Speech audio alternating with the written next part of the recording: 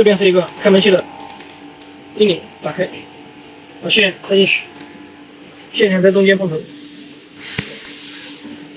然后现在就可以压到底，要四缝合一，模具要合拢，然后抬起来，压下去，抬起来，然后接完之后，因为在这边可以看见了，线已经接起来了，你就从上往下配，不是？我这拍到了吗？好，接起来之后，就把这个压杆往右边拧，打开，往上一抬，模具就打开，就取线，线就可以拿出来了，这个模具就可以完全接好了这个线。